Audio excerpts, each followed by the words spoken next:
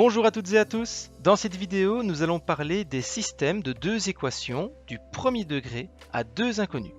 Ça me donne envie de vomir. Alors c'est clair que le titre du chapitre n'est pas forcément attirant et pourtant c'est pas si compliqué que ça à comprendre. Partons d'abord de ce que tu connais.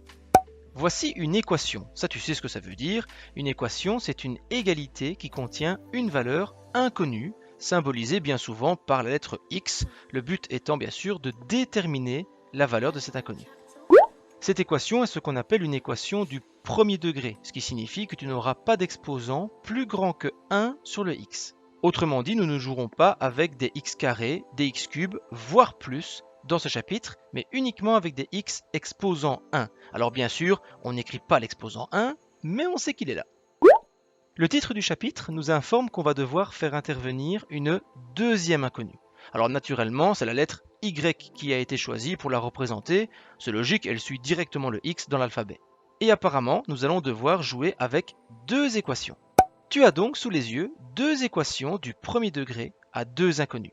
Cependant, celles-ci ne forment pas encore un système. Mais au fait, c'est quoi un système? Un système, c'est un ensemble d'équations qui possèdent les mêmes solutions. Autrement dit, la valeur du x dans la première équation sera égale à la valeur du x dans la deuxième équation. Même principe pour les y, le y de la première équation cache la même valeur que le y de la deuxième équation. Pour symboliser ce lien, on les unit au moyen d'une grande accolade. Cet ensemble d'équations qui possèdent les mêmes solutions, c'est ce qu'on appelle un système. Tu as donc sous les yeux un système de deux équations du premier degré à deux inconnus. Tu vois, ce n'était pas si compliqué que ça à comprendre. Il nous reste maintenant à résoudre ce système, c'est-à-dire à trouver la valeur du x et la valeur du y. Et là par contre, on va innover un tout petit peu. Jusqu'à présent, lorsque tu devais résoudre une équation, tu isolais l'inconnu, idéalement dans le membre de gauche, et la réponse, donc la solution, apparaissait dans le membre de droite. Seul problème ici, nous avons deux inconnus, et donc on est coincé. En effet, si on prend par exemple la première équation du système et qu'on essaye d'isoler le x dans le membre de gauche, le y va forcément se retrouver dans le membre de droite. Cela signifie que pour pouvoir connaître la valeur du x, j'ai besoin de celle du y. On peut donc essayer d'isoler y pour savoir combien il vaut.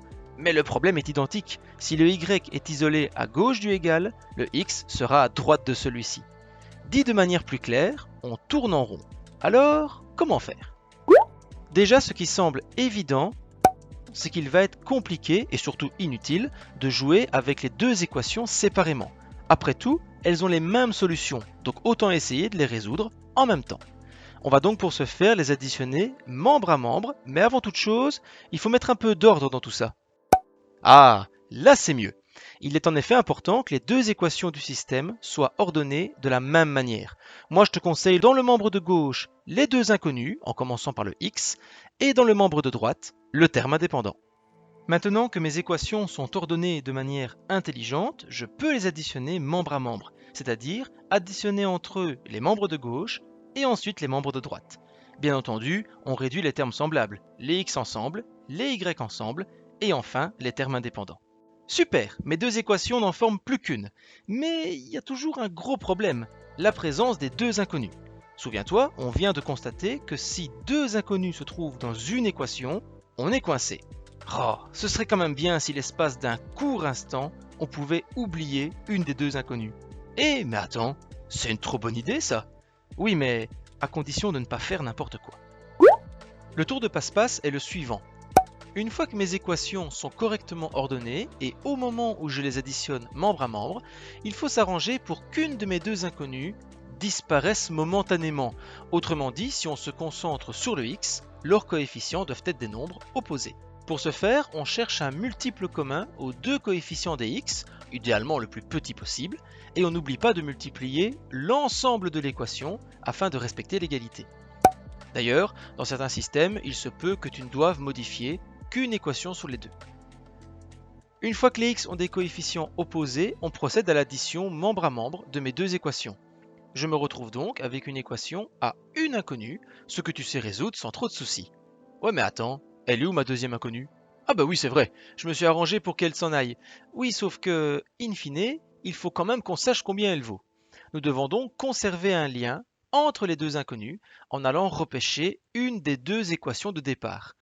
En effet, lorsqu'on aura trouvé la valeur du y, on pourra l'injecter dans la deuxième équation et ainsi trouver la valeur du x. Tu auras remarqué que j'ai choisi de repêcher la première équation, tout simplement parce qu'elle était dans le bon ordre, mais ça fonctionne également si tu choisis de repêcher l'autre équation. On peut donc maintenant, dans la première équation, isoler le y afin de déterminer sa valeur. Attention de ne pas oublier de recopier à chaque fois la deuxième équation afin de conserver le lien entre mes inconnus. Magnifique, nous voici arrivés à la moitié du chemin. Nous avons enfin trouvé la valeur d'une des deux inconnues. Il ne reste plus qu'à trouver l'autre. Pour ce faire, maintenant que nous savons combien le y vaut, nous allons le remplacer par sa valeur dans la deuxième équation et celle-ci devient une équation à une inconnue qu'il suffit de résoudre en isolant le x. Attention, il faut toujours bien recopier la valeur du y à chaque étape que tu rédiges et donc à chaque nouveau système. Ce serait dommage d'avoir fait tout ça et de jeter à la poubelle la valeur que nous avons trouvée en premier. Le système est résolu lorsque chacune de mes deux égalités donne la valeur d'une inconnue. Il ne reste plus qu'à écrire l'ensemble des solutions. Bon, je suis d'accord avec toi, c'est pas la méthode de résolution la plus courte du monde. Mais en termes d'opération, il n'y a rien de très compliqué à faire. Et surtout, les calculs sont tout à fait abordables. Il faut juste être bien structuré et tu connais le remède miracle, refaire des exercices encore et encore. Merci pour ton écoute, on se retrouve très bientôt pour de nouvelles explications.